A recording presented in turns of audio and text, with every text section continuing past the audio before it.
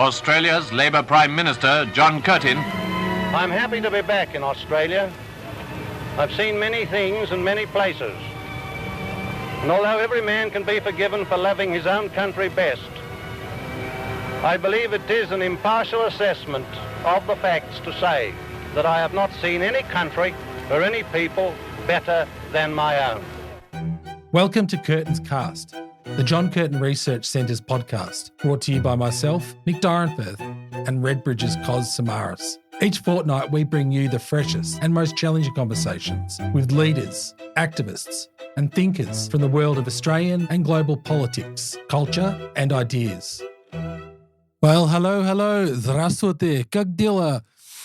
That's Russian for hi, Russian. Ukrainian, hi, how are you? Solidarity with our Ukrainian brothers and sisters out there. Slava Ukraina. Kozy, by the time we're finished this season of Curtin's Cast, I'm going to get in a hello, how are you in every single language from across the globe. How are you, mate? And welcome listeners to episode 5 of Curtin's Cast, the JCRC's new podcast of politics, culture and ideas. And I'm here with my great mate, Cos Samaras. How are you, buddy? Good, mate. Now, let's deep dive. Let's jump in straight into polling matters. Give us a lay of the land. So there seems to be a few emerging new trend lines around how the major parties are faring, how the minors and the independents are travelling. And one thing that I really wanted to pick your brain about, and it's come up in various episodes of our chats, Peter Dutton. So he seems to be treading water, going backwards.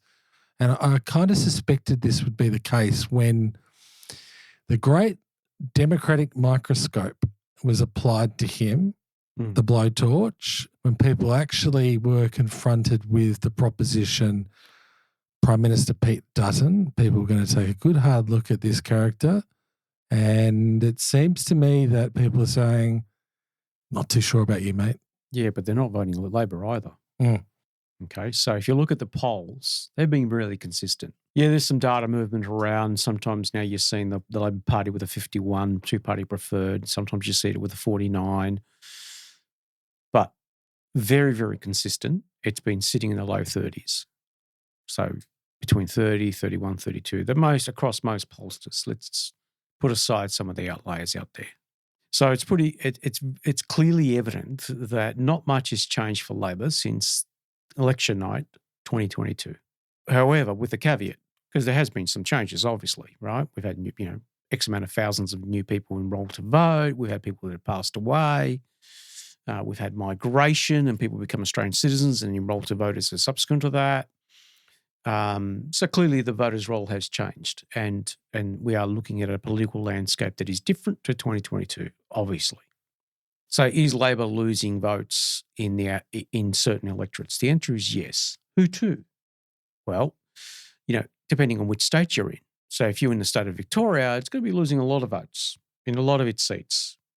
Are all those votes going to go to the coalition? The answer is no. And it's no because of some of the reason you just touched on, Nick, which is they're looking at Dutton as an alternative. There's no hope there, right? They're really peeved off with the system. They're really not happy with the Labor government. They're going to go and vote for minor parties. So he's the establishment. That's and right. Correct. I know he threw the red meat out to his base, and we spoke on the first episode about him. One of the things he has done is he shored up the right flank, took what people thought was a bold stance on nuclear, but has not appeared, certainly at this juncture. It's getting really late in the piece. It's getting very late. It's too late now. It's too late. In late. my opinion. So his base is fracturing. So his right flank is fracturing. Really? So what we see with polling numbers now is Labor's not benefiting from Dutton's problem.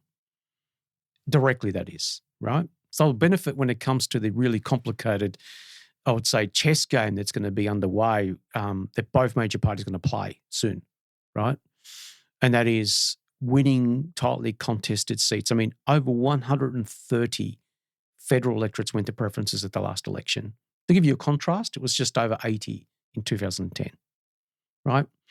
Over 24 seats were contested by independents or non-major party candidates that they either won or push the major party to the wall, right?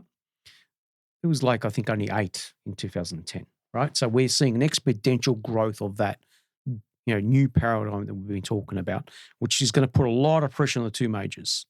Like we said, so Labor's not benefiting from Dutton, No. but Peter Dutton has never benefited from the fall in Labor's primary. No. It struggles, It's which still we have tracked. correct. Since the Voice. It's erring and lead. All roads lead back to the defeat of the Voice referendum. Yes. And Labor hasn't really recovered federally since then. Although there has been a recovery, I think, over the last month.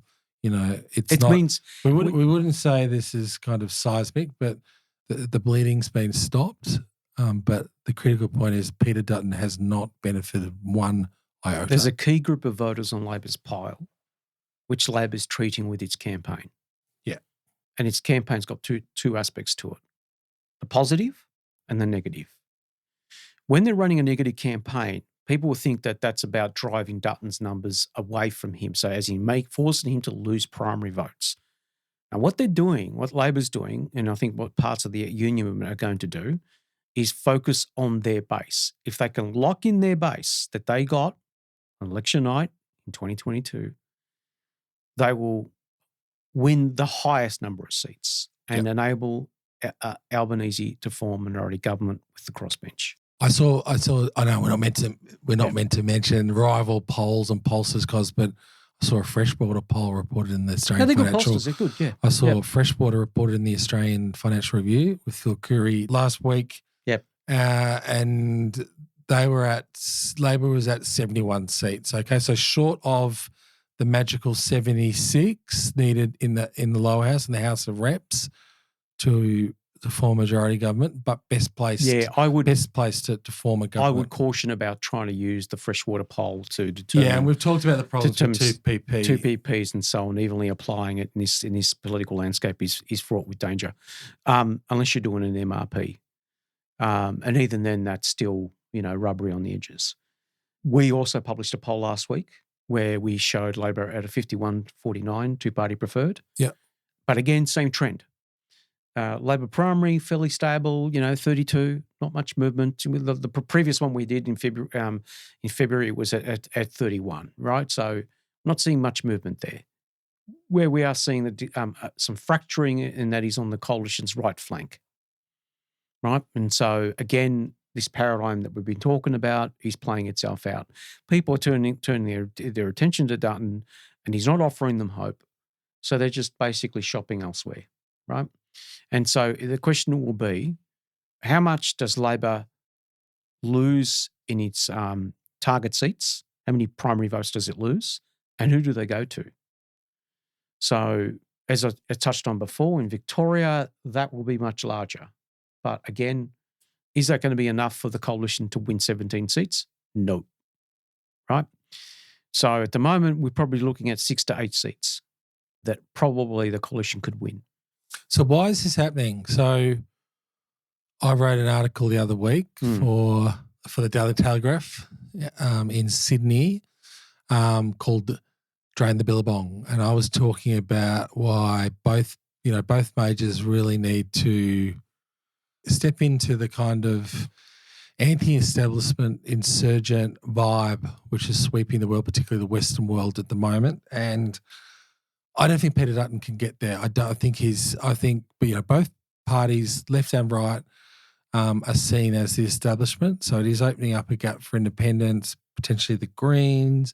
And for Peter Dutton too, it's been very interesting to see Labor went really hard on Medicare. Now, he has very patchy record. He was health minister for a number of years in the Abbott government, described by doctors as the worst health minister on record. And has very weirdly for a Liberal leader, he has vacated the economic space. Which is the critical area, and why he's losing on his right flank. So again, we reiterate this point. Labor's not picking votes off him. He's losing votes to his flanks. And he's losing votes to his flanks. He's offering no alternative. But it's more than Dutton, isn't it? We've sledged Angus Taylor previously as being in witness protection. He's the shadow treasurer. He's the alternative treasurer of this country, and but sitting no on public profile.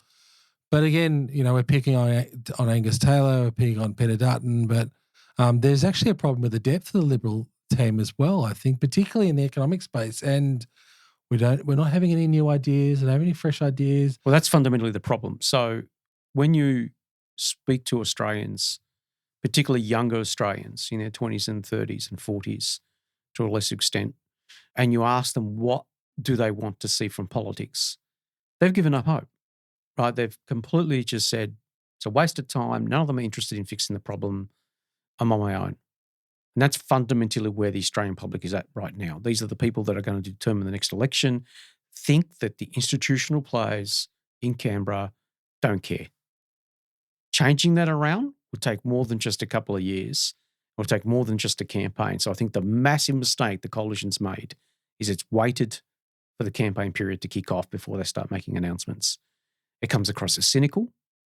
It comes across as opportunistic. Yeah, taking people for bugs. Well, you're not serious about the problem, right? And so, so he's flat-footed. He's allowed Labor to fill in the vacuum, but at the same time, by not campaigning, he's reinforced to these voters the prejudice they already have about him and his party, as they have equally to the Labor Party, right? What about the Greens? So I saw a poll the other week published in the News Corp papers, commissioned as far as I could tell by Advance Australia, which is the right-wing version of, I think, best described as the right-wing, ultra-right-wing version of Get Up.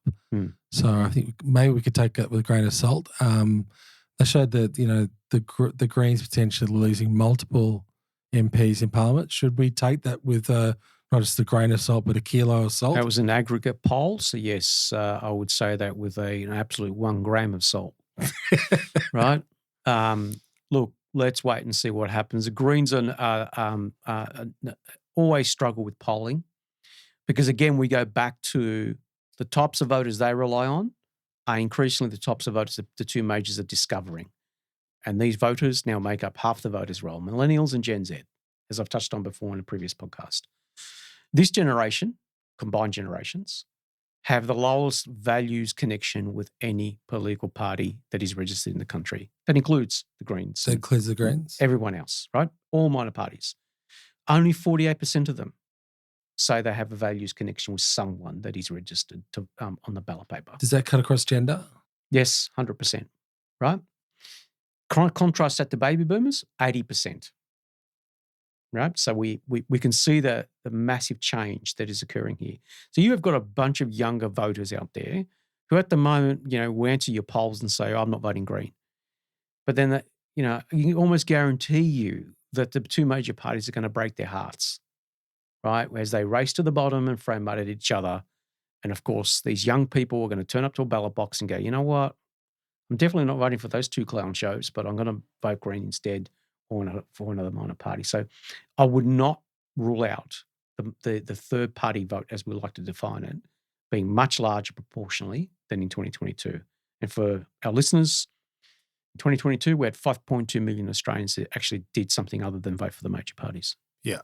Well, taken collectively, if we look at them collectively, not really a minor party. We're essentially going back to the three-chord contest which defined Australian politics through the late 19th century and the first decade and a half of federal politics in this country. We had a three-chorded contest. We kind of got it's back to the future. It's when nation states go through an evolutionary period, right? Yeah. And we are obviously going through that now, right? Where clearly the political parties that effectively evolved on a diet of the last century, especially after the Second World War, are now confronted with not only an electorate that is very different, but also a global economy and a country that is very different.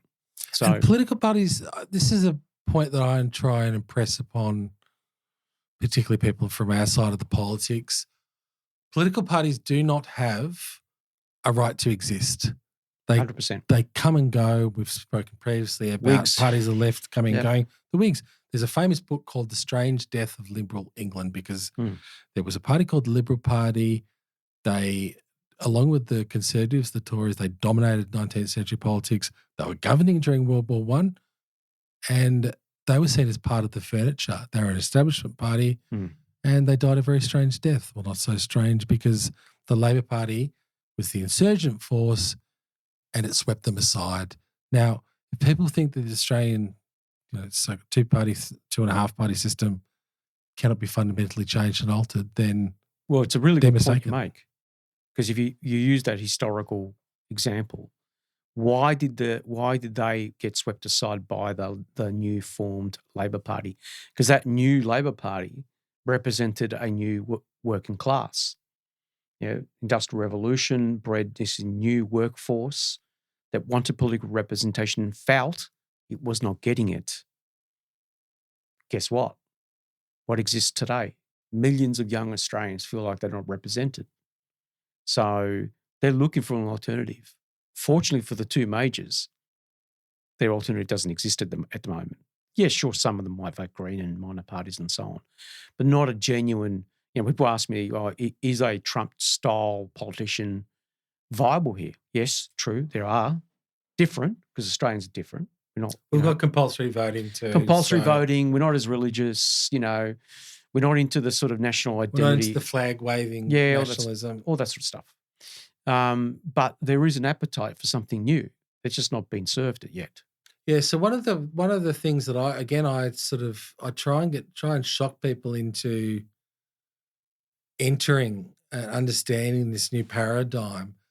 I fret and think about down the track, a One Nation party headed up by someone other than Pauline Hanson, a younger person, whether it's a man or a woman, sharply dressed, well-spoken, eloquent, similar to the leader of the French National Rally, used to be called the National Front in France, the far-right party, who looks like and sounds like a large swathe of the Australian electorate, and will start to pick off voters from the so-called coalition's right flank, but also working class, the elements of Labor's working class base. Whatever's left of it.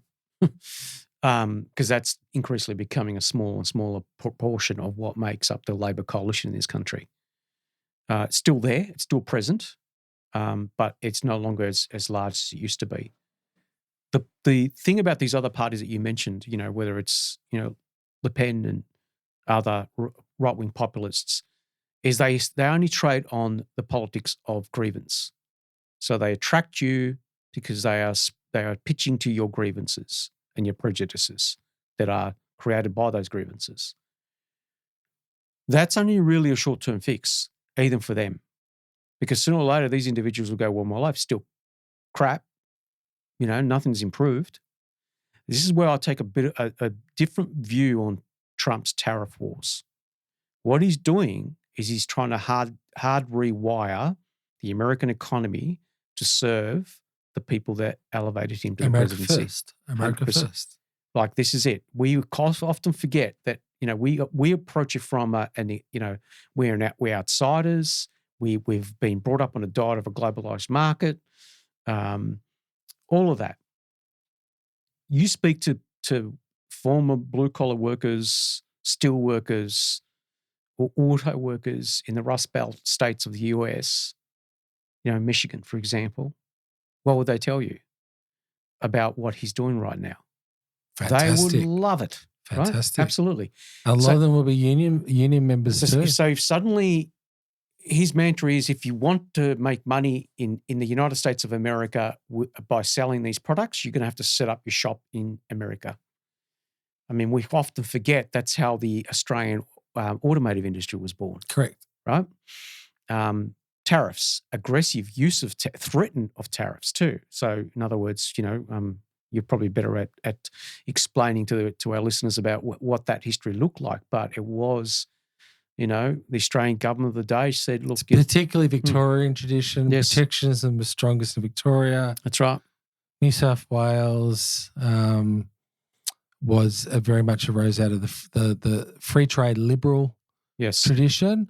And I was talking about the making of the Australian two-party system one of the reasons there's a schism on the right of Australian politics between there was conservatives, there was free traders, and they essentially coalesced, and then you had, based out of Victoria, a smaller liberal protectionist tradition. Now, with the coming of the Commonwealth and federal politics, that debate was resolved, and there was a tripartisan agreement that we were going to protect our industries, whether they were textiles or manufacturing, and later, car manufacturing was the thing after World War II, and thankfully the Sydney-siders were defeated at that moment, and then once that decision was resolved, and Labor actually drove that along with the protectionists, they then looked around and said, "Oh dear, we've got this working class party which is insurgent, which is about to form, which has formed minority governments at a colonial, state and federal level. We better stop them." And so they came together and formed the first Commonwealth Liberal Party. Have you listened to some of the rhetoric during the 80s and 90s around why the country needed to embrace globalisation? Oh, it was inevitable. That's inevitable. It was going to help with lower prices. It will increase the living standards of Australians. How's that going? Is it cheaper? Nope. Are cars cheaper after we signed the Japanese Free Trade Agreement? I think we all know the reason. We know. Well, we know the answer. Sorry. The rhetoric by the then Abbott government was, no, they're going to be cheaper. Well, they're not cheaper. This is what we're seeing playing out in the States. People realise that it was an enormous con job. So, but this is where I would say the tech bros out there, as I like to define them, who go online and basically say, "Oh, well, it means the working person's going to suffer from these tariffs." Well, maybe just think through this for 1 minute. That the working person would tell you, "I'm already suffering, mate. My life is worse. I'm earning less. I'm working longer hours. What are you talking about? Yeah, what part of this, fantasy land do you think I live in?" Right? So this is where I think the rhetoric will not work against Trump in his heartland, and it will be popular in parts of this country too. That is, Trump's been very consistent. Trump's been very, very consistent on, a quasi-protectionist state, America first. There are interviews with him, videos of him in the 70s and 80s saying, "Why are we allowing the Japanese to sell us electronics and cars?" and saying this has got to stop. And I mentioned before about people having kind of historical amnesia. It may very well be the case that this kind of neoliberal ascendancy, which began in the late 1970s with Thatcher and Reagan, we had it here in Australia, but moderated by the Hawke-Keating governments. They did sort of tear down the tariff walls as well, but this may be a historical blip. It'll last for 40 years. 40 years. That's actually quite a short time period when you look at the sweep of human history, particularly modern history. And the fact is that the silent majority in Western nations, the States, America, States, UK, Australia, they don't like it. Oh, well, they don't. Because they're expressing that way. They've been expressing that opinion since the late 80s and early 90s. And despite some of the triumphal rhetoric and people getting swept up in this is the end of history, this is the end of history with the end of communism, the end of the Cold War, that we're all heading towards this free market, globalized, Western democratic nirvana. History's back, baby. History's back. So again, these voters are looking at that world and they're saying, one, it's not been working for me. Two, I'm not seeing a solution that's been offered up that is of a significant, it's not a reformist solution. They're not seeing any idea that's been farmed up by anyone at the moment that is, going to change their lives. I think one of the weaknesses for a populist type one nation in this country is that very fact. Because when we speak to young voters and even voters who are now nearing their middle age, and we say, okay, so you don't like the two major parties, you're sick and tired of the Coles and Woolworths politics. What about these other ones? Their response? No, they're clowns. I I don't want take to him ask you about seriously. a particular clown, Clive Palmer, a very wealthy clown. Now, he's taken time out of his one of his great missions in life in building Titanic 2. It's not going to happen. At least some of his workers up in the nickel mine there in Townsville have been repaid. But he recently launched his new political party, Trumpet of Patriots. And we're seeing the yellow and black full page ads appear again in our newspapers, front page, full page adverts. We're seeing the social media build up. How will Clivosaurus and his Trumpet of Patriots, how will they fare at the next federal election? Who will that version of politics that he's trying to portray? Who will it hurt the most? Is probably the way we need to look at this. Yeah, we often say who's going to benefit, and this is where Trump and JD Vance have really they worked out who's going to hurt most here, who loses. Dutton, that's who. Yeah, because if you look at the polls right now, as we touched on before, there is fragmentation occurring, and it's shaving off from the Liberal pile. Okay, this is what happened in 2022. It's what happened in 2022. Correct me if I'm wrong. That's right. So Labor, for example, only won 6 federal seats out of Western Australia in 2022. The average swing to Labor was 3%. The average swing away from the coalition, those 6 seats, was 8%. So clearly, we had what that spray effect again, only this time it was actually impacting the coalition. We will now see this occur on the Labor side because they're the incumbent government. In their seats, they're going to have the same thing. In Victoria, we should expect swings of about 8%, but not all of it's going to go to the coalition. Of course, a bit outsized effect in Queensland. Outsized effect, but also what will happen is some of it will go to Clive Palmer's operation. Yeah. Will that flow back to the coalition? Well, we know that once a voter plants their vote on a minor party, the journey to end up on a major party becomes quite more complicated, right? So in other words, you're just going to spray the vote. So that's going to hurt the coalition, and where they should have been grabbing these votes, instead of getting 4% primary lift, they'll end up getting 2.5, seat that they're targeting because it's actually ended up landing on Palmer's operation. So, but I just mentioned Queensland. I want you to fill us in on your Western Australian adventures. You've been living out of a suitcase yes, I have. Recently. Tell us about the state election in WA. Roger Cook's Labor Party won a more than convincing victory. That's right. And for the first time since the 1980s, a Labor government has been re-elected to serve a third term. So tell us what happened over there in WA, and will there be any federal implications? What should Labor, Liberal, and even I haven't heard anything about the Greens in WA, even though WA Greens are actually one of the oldest state-based green organisations. Yeah, so again, the spray effect was in place. So there was a correction, and that correction, which came off a massive, high water mark that WA Labor was sitting on, again, didn't all go to the coalition, right? Again, the spray effect. You had double-digit swings against Labor in most seats, but only a very small portion of it went back to the Liberal Party in Perth and the National Party in country Western Australia. So, what we can extrapolate from that is that trend's going to continue on the East Coast as well. Different, but the same.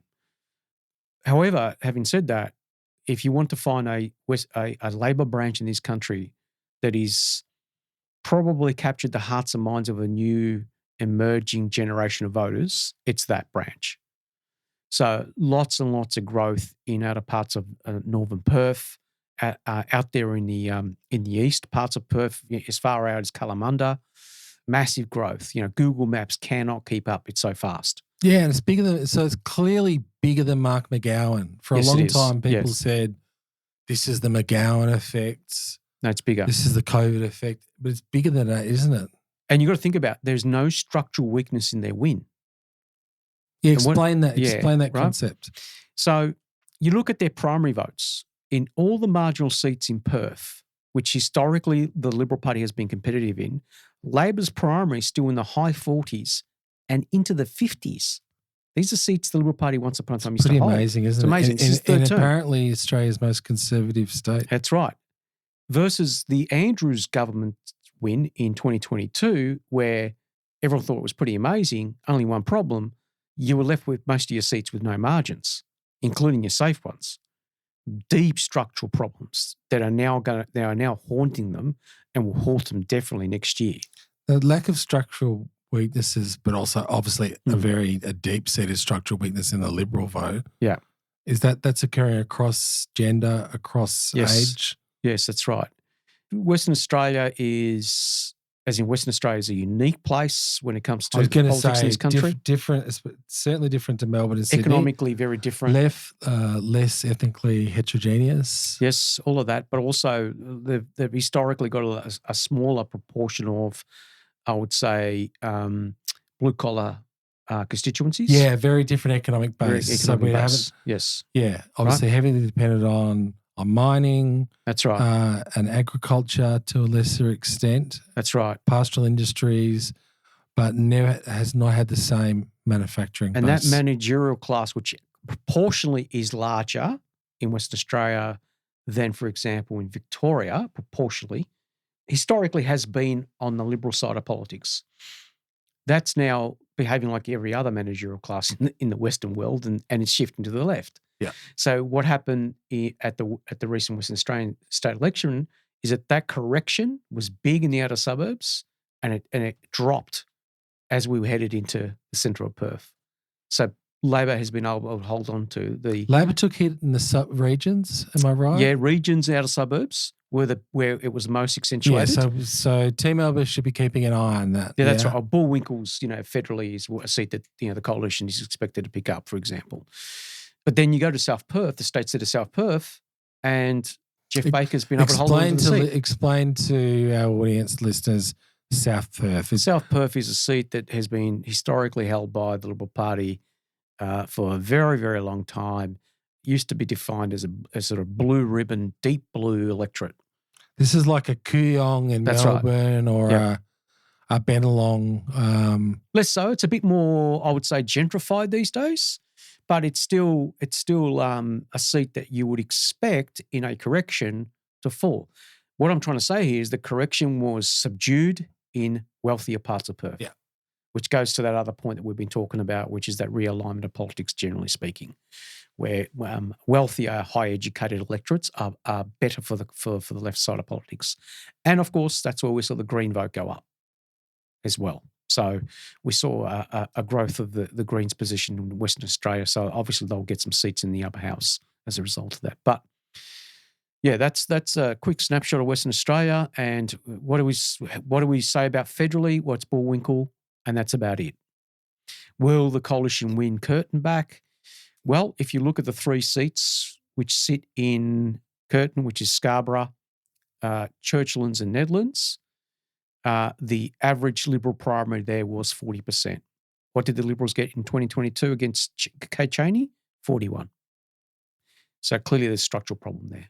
So put Kate Chaney on the ballot paper and some incumbency, and she might be very hard to remove. Interesting. So if you're a betting man, I don't think you're a betting man. No. What are we looking at federally with the election? Right now, I would say minority Labor government as it stands now. Let's see what the campaign does. We are seeing the two majors race to secure the highest number of seats in the House of Representatives, not the 76. So they're not racing to get majority, they're racing to beat the other one. So then they have first mover advantage when it comes to negotiating with the crossbench. I saw a LinkedIn post actually, and it was about, should we place more faith in the betting markets than traditional posters? And this is where I have to insert to our listeners, think about what you're really gambling with. You're exactly right. Betting markets follow the polling. That's what usually happens, right? And so you'll find that things were looking a little bit better from an odds perspective with regards to Labor because the numbers are starting to skew not in their favour, it's just looking better now, right? But it's early days yet.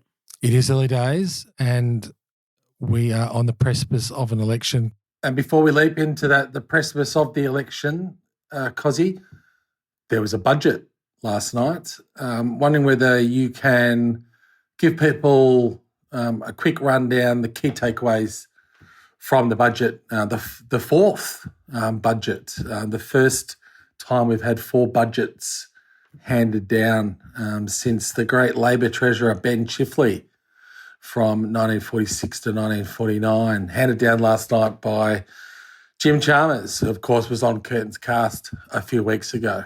Labor was clearly focused on continuing the momentum they've been building over the last 2 or 3 weeks, really. So last night's budget was all about, again, that narrative, and that is assisting people to getting through the cost of living crisis, and obviously focusing on that momentum, which is critical. And you could see that that effort that they've obviously have embarked on is bearing some positive fruit for them in some states. I wouldn't say in every state, and you could see that reflected in the polls. Yeah, sure. Cozzy, I was just wondering whether you can, in the time we've got left on the podcast, lead us through the polling implications from Jim Chalmers' budget and what it means for the looming election, which possibly might be called this weekend. Commentators often talk about a budget bounce. Is there any truth to this term, or is it a mythical thing? It seems to me it's mythical. It's in the same realm as the Yeti, that mythical creature which appears around Nepal and Everest, and there are different sort of variations across the world. Like most budgets, it's highly unlikely that it will result in a bounce in the polls. I think what actually is assisting Labor in the polls, as I've touched on before, is their ability to keep the entire campaign on their turf.